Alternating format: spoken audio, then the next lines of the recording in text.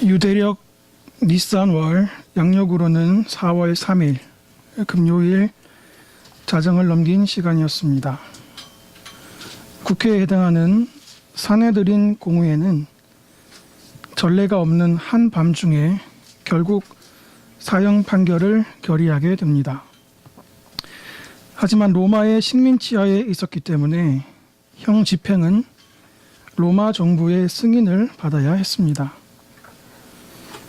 때마침 로마의 총독 빌라도는 총독 관저가 있는 지중해 해변 가이사라에 있지 않고 예루살렘에 머물고 있었습니다. 이스라엘 명절 유월절을 맞이해서 치안 유지에 비상이 걸렸기 때문입니다. 사내들인 공의회는 예수님을 로마 총독 빌라도의 법정 앞에, 그리고 이스라엘의 분봉왕 헤롯 안티파 면전에 세우게 됩니다. 성경은 빌라도의 신문이 있기 전에 유다의 자살 사건을 보도하므로 빌라도 법정에 암울한 복선을 들이오게 됩니다. 결국 그 복선은 빌라도로 하여금 우여곡절 끝에 예수님의 사형 집행을 허락하게 됩니다. 빌라도가 머물렀던 안토니아 성체에서 골고다 언덕까지는 직선 거리로 약 800m 남짓되었습니다.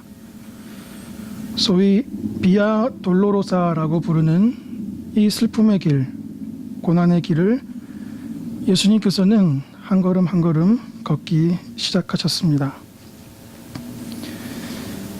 당시 사형수들은 보통 십자가에 가롯대만 지고 걷기 되었습니다. 그래서 십자가의 무게는 생각보다 그리 중하지 않았습니다. 하지만 많은 경우 십자가 처형 이전에 태형이 이루어졌기 때문에 많은 경우 누군가가 사형수의 십자가를 대신 져야 했습니다. 예수님의 경우도 동일했습니다. 마태복음과 마가복음은 예수님의 태형을 기록하고 있습니다. 이 태형으로 인해 예수님은 거의 인사불성이 되셨을 것입니다. 의뢰의 로마 병정들은 십자가에 가롯대조차 못 드시는 예수님을 대신할 사람을 찾고 있었습니다. 예수님 곁에는 북아프리카 리비아의 구레네 출신으로 유월절을 지키기 위해 예루살렘을 순례하러 온 시므온이 있었습니다. 로마 군병들은 시므온에게 예수님의 십자가를 대신 지우게 됩니다.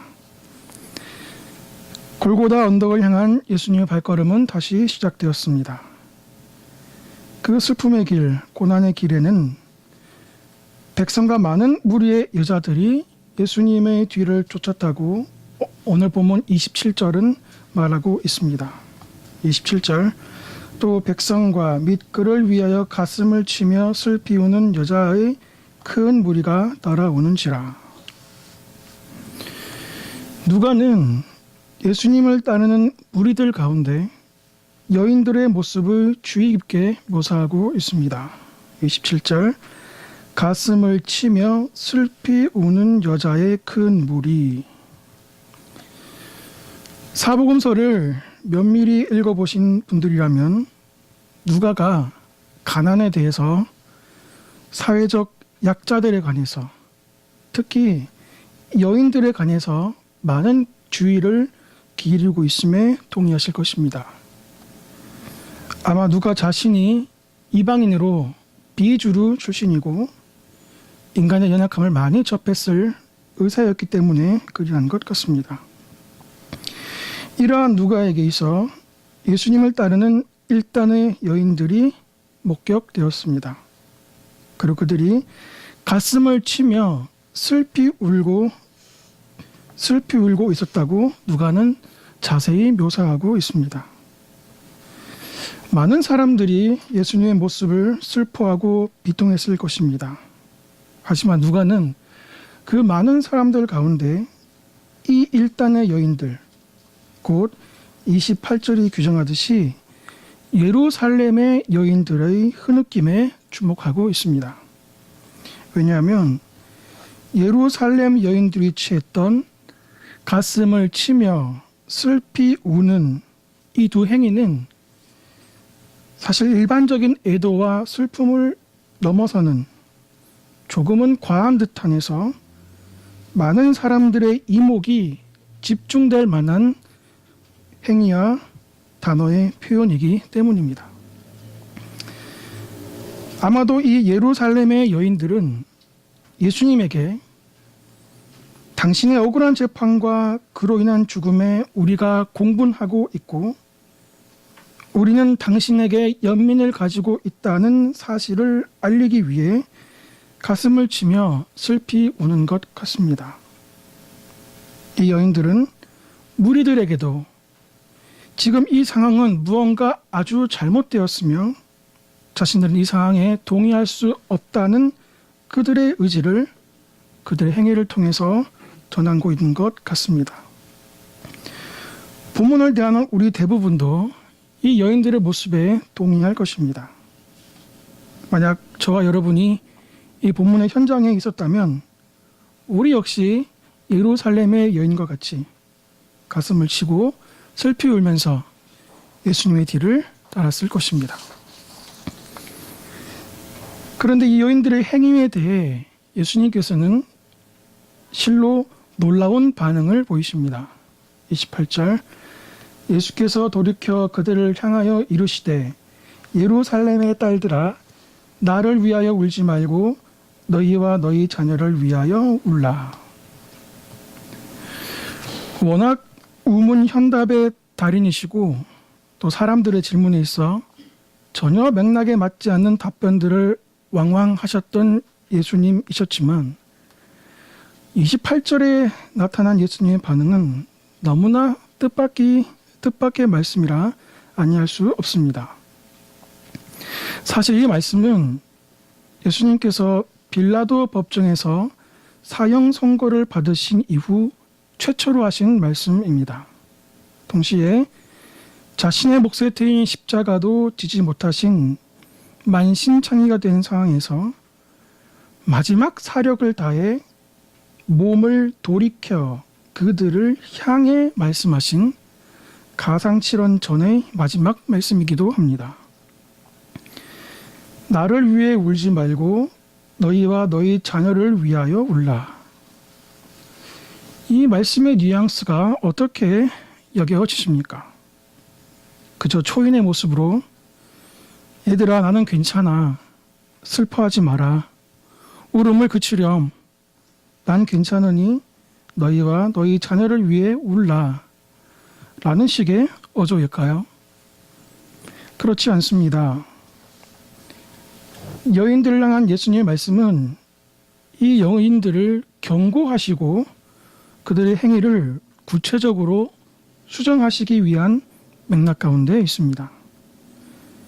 그 근거로 첫째, 뒤이어지는 29, 30절은 이 여인을 포함한 이스라엘 앞에 전개될 환란의 때, 심판의 때를 묘사하고 있기 때문입니다. 둘째 이유로 예수님께서는 이 여인들을 예루살렘의 딸들이라고 특정해서 말씀하셨습니다. 누가는 의도적으로 예수님 바로 곁에서 큰 소리로 우는 이 예루살렘의 여인들과 본문 49절에 예수님 멀찍이서 예수님을 황망히 바라보고 있는 갈릴리 여자들을 대조하고 있습니다. 49절 예수의 아는 자들과 및 갈릴리로부터 따라온 여자들도 다 멀리 서서 이 일을 보니라. 마리아와 막달라 마리아를 포함한 성경에 긍정적으로 묘사하는 대부분의 여인들은 갈릴리 출신 여인들입니다. 성경에서 공식적인 예수님의 제자 중 예루살렘 출신은 찾아볼 수 없습니다. 예루살렘의 딸들아라고 예수님 부르시는 혹격 자체가 온유하게 타이르는 상황이 아닌 엄중한 가르침과 경고의 상황임을 잘 대변해주고 있습니다. 여인들은 무엇이 잘못되었을까요? 예수님은 이 여인들의 무엇을 지적하고 어떤 면에서 변화되기를 원하셨을까요? 먼저 예수님은 이 여인들의 표했던 흐느낌과 비통함의 형식 그 자체를 지적한 것은 아님을 먼저 짚고 가야 되겠습니다. 감정의 표현 그 자체를, 이웃의 고통에 대한 연민 자체를 지적한 것이 아니라는 말씀입니다. 히브리서 4장 15절, 우리에게 있는 대제사장은 우리의 연약함을 동정하지 못하실 이가 아니요. 성경은 예수님께서도 우리의 연약함을 동정하신다고 말씀하십니다. 마태복음 11장 33절, 예수께서 그가 우는 것과 또 함께 온 유대인들이 우는 것을 보시고 심령의 비통히 여기고 불쌍히 여기사 이르시되 그를 어디에 두었느냐 이르되 주여 와서 보옵소서 하니 예수께서 눈물을 흘리시더라. 예수님께서도 심령의 비통함을 여기셨고 예수님께서도 눈물을 흘리셨습니다. 감정과 감정의 표현 그 자체가 문제가 있었던 것은 아닙니다. 둘째, 이 여인들의 표했던 흐느낌과 비통함의 내용, 즉 진정성을 지적하신 것도 아닙니다. 우리는 이 여인들의 모습이 단순히 쇼라는 그 어떤 근거도 성경에서 발견할 수 없습니다. 만약 이 여인들 가운데 예수님으로부터 보리떡과 물고기를 제공받은 사람이 있다면, 혹 예수님으로부터 병을 고침받은 사람이 있었다면 더더욱 이 여인들의 눈물은 의심할 바가 없을 것입니다. 무엇보다도 만약 그들의 울음이 가식이었다면 예수님은 그 울음을 그치라고 말씀하셨을 것입니다. 하지만 28절 예수님은 울음을 그치라 하지 않으셨습니다. 그럼 무엇일까요? 도대체 무엇이 이 여인들로 하여금 예수님의 경고와 엄중한 지적을 받게 했을까요? 사도행전 2장 23절, 그가 하나님께서 정하신 뜻과 미리 아신 바대로 내어준 바 되었거늘 너희가 법 없는 자들의 손을 빌려 못 박아 죽였으나. 예수님의 당하신 순종, 즉 지금 여인들 앞에서 비아 돌로로사로 걸어가신 예수님의 고난과 십자가의 죽음은 영원전부터 삼위 하나님의 협약하신 것이요 미리 아신 바 된 것입니다. 그런데 예루살렘의 여인들은 지금 이 상황은 무언가 아주 잘못되었으며 자신들은 이 상황에 동의할 수 없다고 울고 있습니다. 마태복음 20장 28절, 인자가 온 것은 섬김을 받으려 함이 아니라 도리어 섬기려 하고 자기 목숨을 많은 사람의 대속물로 주려 함이니라. 인자가 이 땅에 오셔서 지금 고난받으시고 골고다로 향하신 이유는 아버지의 뜻을 쫓아 대속의 방식을 따라 예수님 자신의 목숨을 드리기 위함이라고 생전에 친히 가르쳐 주셨습니다. 그런데 예루살렘의 여인들은 지금 이 상황은 무언가 아주 잘못되었으며 자신들은 이 상황에 동의할 수 없다고 울고 있습니다. 요한복음 10장 17절, 내가 내 목숨을 버리는 것은 그것을 내가 다시 얻기 위함이니 이로 말미암아 아버지께서 나를 사랑하시느니라. 예수님께서는 자신의 목숨을 버리시는 것이 아버지께서 사랑하시는 일이라고 고백하셨습니다. 예수님께서 고난받으시고 십자가를 지심은 아버지를 사랑하시기 때문입니다. 그런데 예루살렘의 여인들은 지금 이 상황은 무언가 아주 잘못되었으며 자신들은 이 상황에 동의할 수 없다고 울고 있습니다. 요한복음 12장 27절, 지금 내 마음이 괴로우니 무슨 말을 하리요? 아버지께서 나를 구원하여 이 때를 면하게 하여 주시옵소서. 그러나 내가 이를 위하여 이 때에 왔나이다. 예수님께서는 비아 돌로로사로 걸어가시면서 채찍 맞으시고 침뱉음을 당하시며 조롱과 비웃음거리가 되시는 이 때를 위해 오셨다라고 말씀하셨습니다. 그런데 예루살렘의 여인들은 지금 이 상황은 무언가 아주 잘못되었으며 자신들은 이 상황에 동의할 수 없다고 울고 있습니다. 마태복음 26장 38절 이에 말씀하시되 내 마음이 매우 고민하여 죽게 되었으니 너희는 여기 머물러 나와 함께 깨어 있으라 하시고 조금 나아가사 얼굴을 땅에 대시고 엎드려 기도하여 이르시되 내 아버지여 만일 할만하시거든 이 잔을 내게서 지나가게 하옵소서.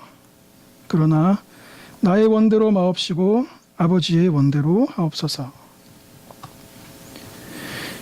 십자가의 길이 아버지의 원이셨기 때문에 죽음의 어두움이 엄습하는 순간까지 십자가를 지게 해달라고 기도하시는 예수님이셨고 그래서 지금 그 십자가의 길을 걷고 계시는 예수님이십니다. 그런데 예루살렘의 여인들은 지금 이 상황은 무언가 아주 잘못되었으며 자신들은 이 상황에 동의할 수 없다고 울고 있습니다. 십자가는 단지 불의한 빌라도 법정의 결과가 아닙니다. 십자가는 무엇이 잘못되어 이 상황에 동의할 수 없는 억울함과 울분, 격앙에 찬 흐느낌의 대상이 아닙니다. 십자가는 우리가 울어야 할 그 무엇이 아닙니다. 십자가는 삼위 하나님께서 영원전부터 기뻐하신 뜻에 따라 정하신 대속의 방식이요 인자가 이 땅에 오셔서 자신을 대속물로 주시는 절정의 순간입니다. 십자가를 지심으로 아버지께서는 아들을 사랑하셨고 이 십자가를 지기 위해 이 땅에 오셨다 친히 예수님 말씀하셨으며 죽음의 목전에서도 땀방울이 핏방울이 되도록 이 십자가를 지게 해달라고 기도하셨던 영광의 십자가, 하나님의 지혜의 십자가, 다 이루신 능력의 십자가입니다. 그럼 우리는 십자가 앞에서 지화자 좋다 잔치라도 벌여야 할까요? 그렇지 않습니다. 우리도 십자가 앞에서 울어야 합니다. 이 예루살렘의 여인들처럼 우리도 울어야 할 것입니다.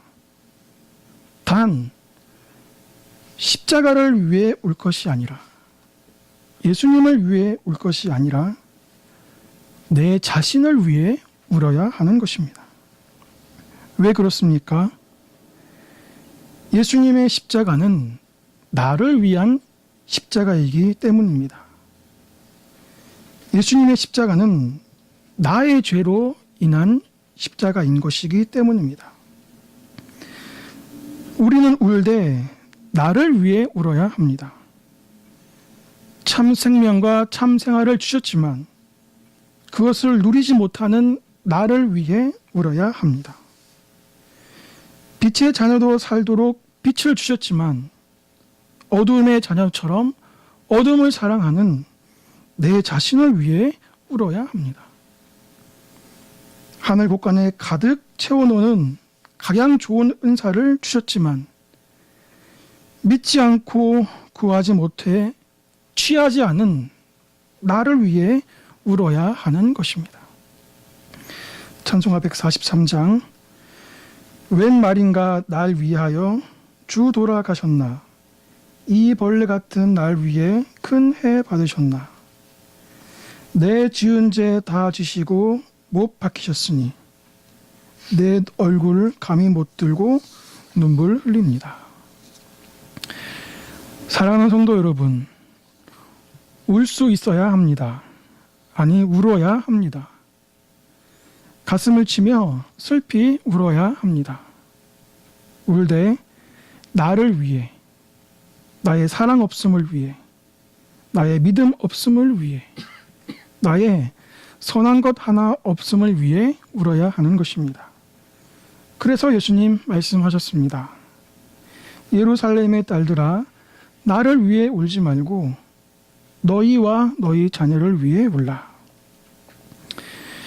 여기서 우리는 한 가지 중요한 질문을 던지게 됩니다. 예루살렘의 여인들은 왜 자신들을 위해 울지 못했을까요? 예루살렘 여인들은 왜 자신들을 위해 울지 못했을까요?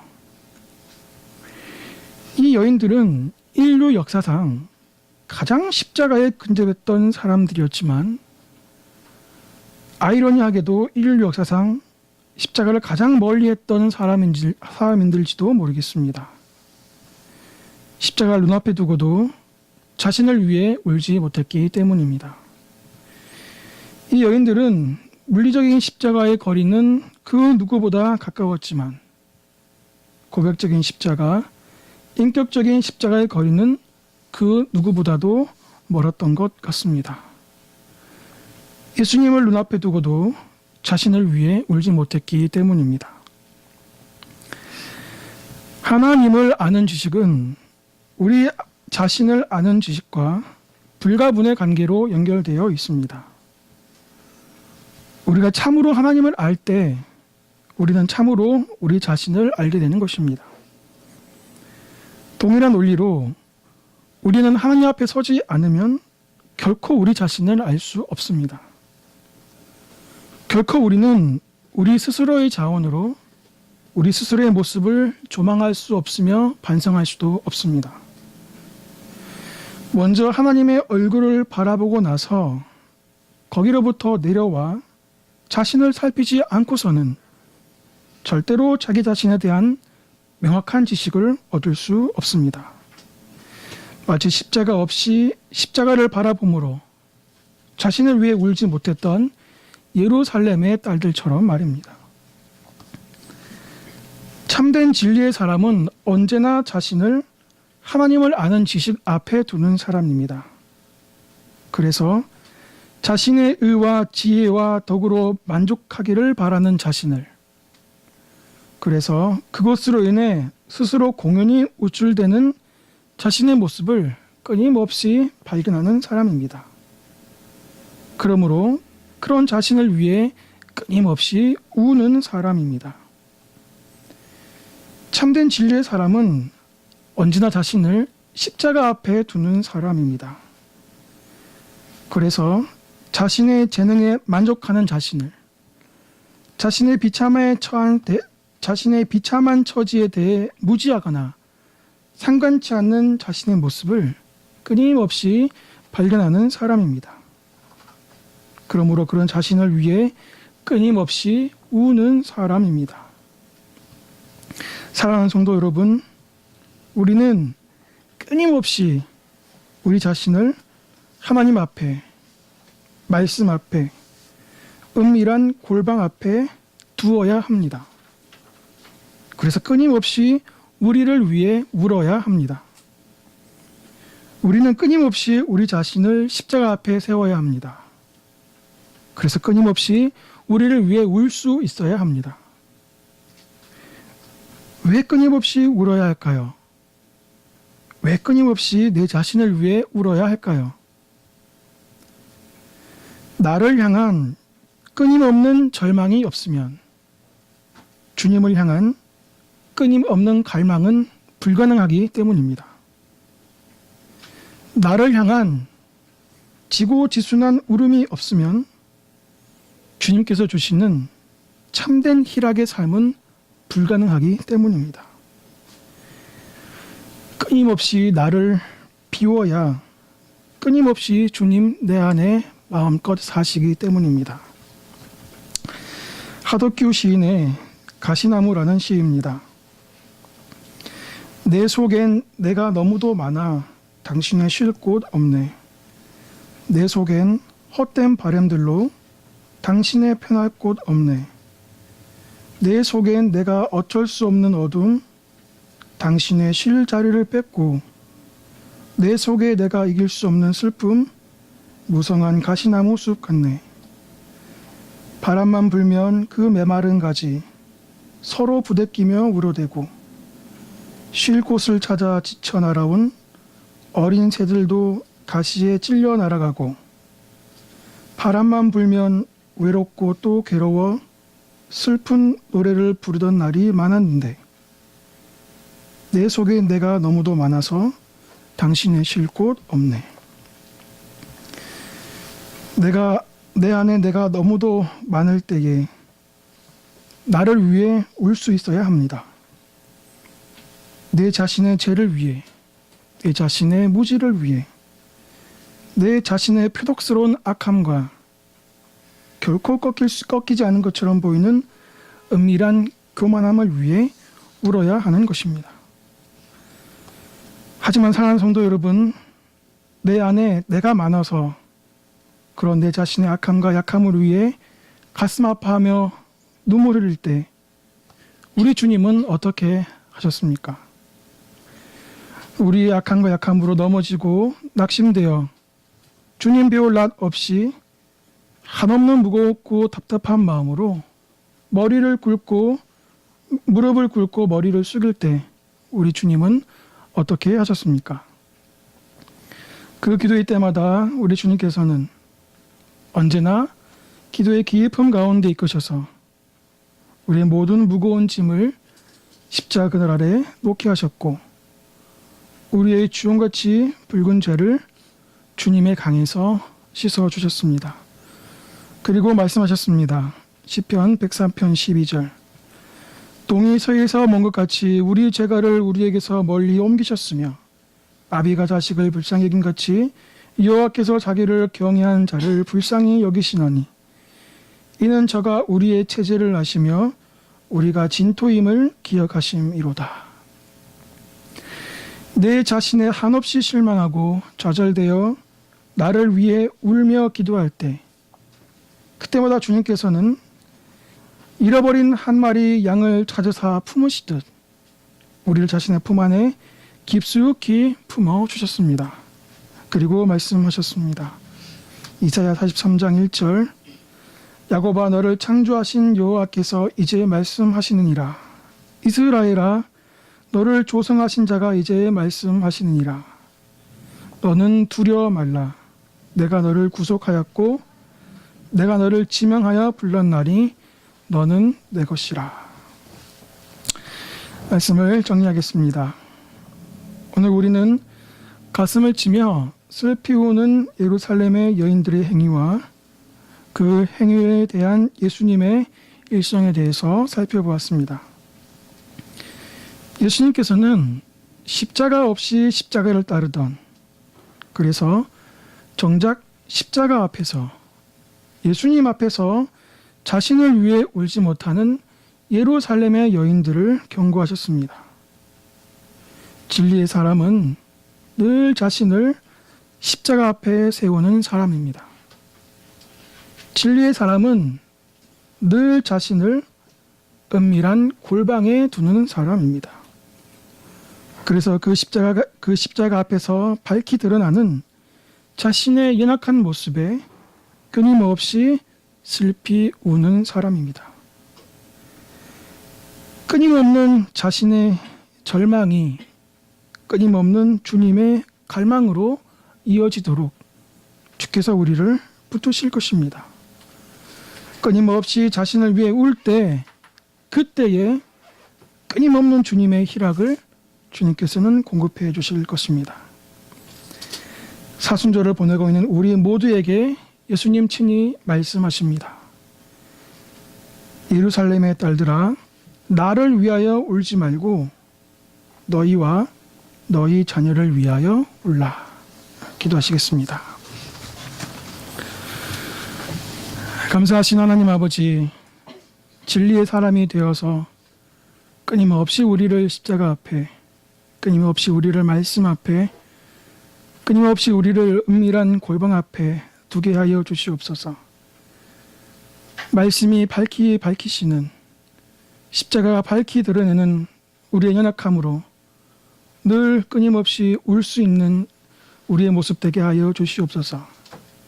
하지만 그 울음과 그 절망을 깨뜨리시고 광야에 홀로 있는 우리를 주님의 의로운 손으로 붙드셔서 주님의 품에 꼭 껴안으시는 절망과 울음 뒤에 있는 주님의 따뜻함을 마음껏 누리고 경험하는 이 계절이